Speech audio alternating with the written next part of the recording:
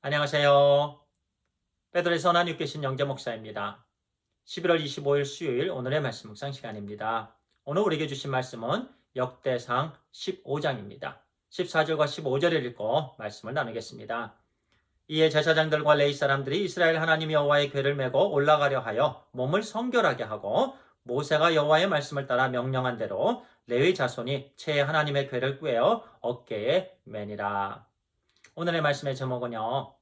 동기가 중요하지만 과정도 또한 중요하다입니다. 그렇습니다. 어떤 일을 시작할 때 마음의 자세, 그 동기가 중요하죠. 어떠한 마음으로 그 일을 시작하느냐.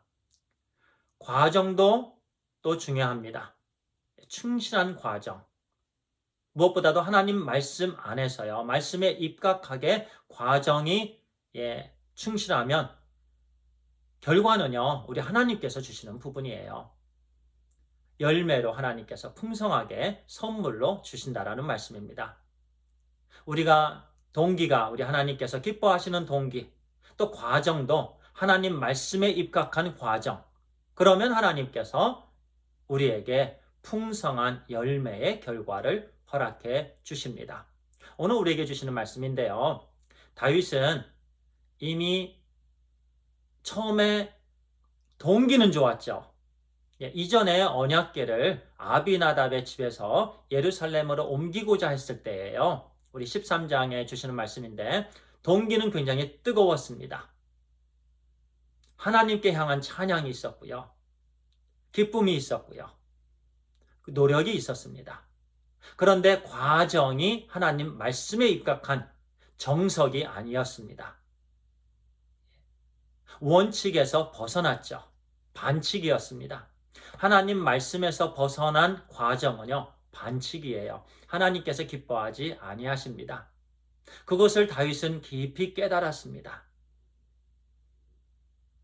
그래서 아비나답의 집에서 이제 하나님의 언약궤가 예루살렘으로 오는 도중에 이제 소가 띠므로, 왜냐하면 새 수레에 하나님의 언약궤를 실은 잘못을 저질렀기 때문에 그것은 하나님의 말씀에 허락하지 않는 방법이었습니다. 인간의 방법이었습니다. 그래서 소가 띠므로 우사가 언약궤를 붙잡았죠. 그는 죽임을 당했습니다. 그래서 그것이 첫 번째 실수였어요. 그래서 이번에는 오늘 본문에서 주시는 말씀입니다. 다윗이 하나님의 말씀을 묵상합니다. 하나님께서 다윗에게 하나님의 말씀을 주십니다. 그러면서 언약궤를 옮기는 방법에 대해서 또 깨닫게 해주셨는데 그것은 레위 사람들로 하여금 언약궤를 꿰어서 어깨에 메고 옮기는 일이었습니다. 그렇게 옮겨야 돼요. 하나님의 방법대로 해야 됩니다. 그리고 그 사람들로 하여금 몸을 성결하게 했어야 됩니다. 몸을 깨끗이 씻는다라는 말씀이죠.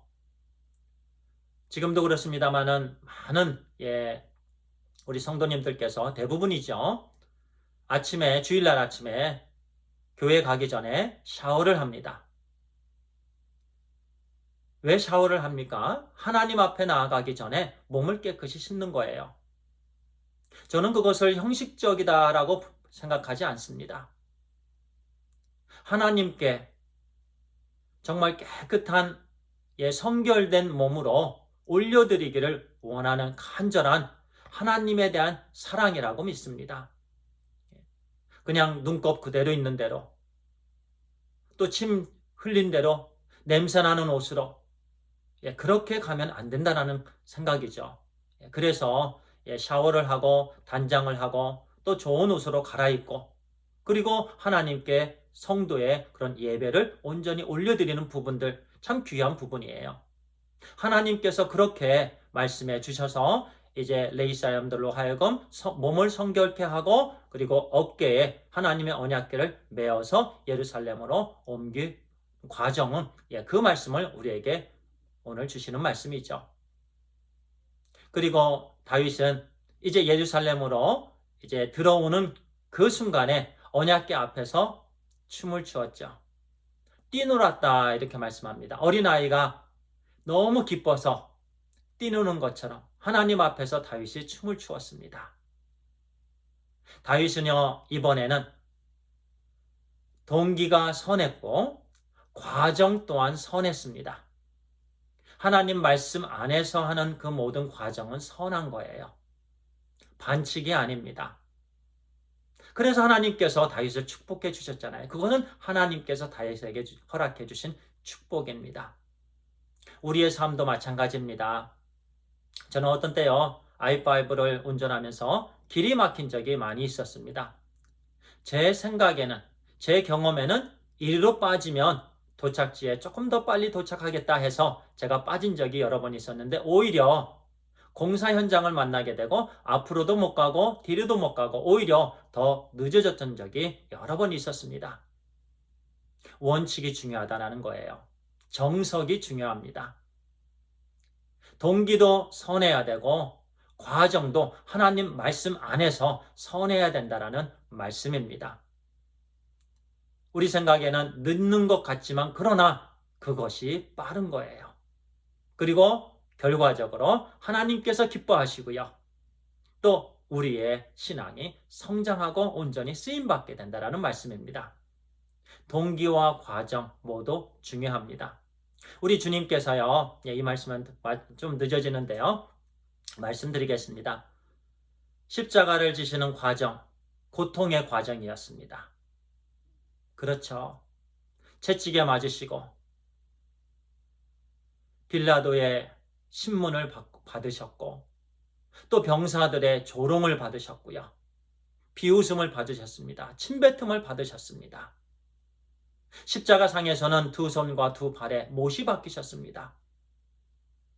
피를 다 흘리셨습니다. 목마르셨습니다. 그 모든 십자가를 지시는 과정을 우리 주님께서 정석으로, 원칙대로, 그것은 하나님의 말씀 안에서 온전히 하나님의 뜻을 이루는 과정이었습니다. 비록 고통의 과정이었지만 주님은 쉬운 방법을 찾지 않으셨습니다.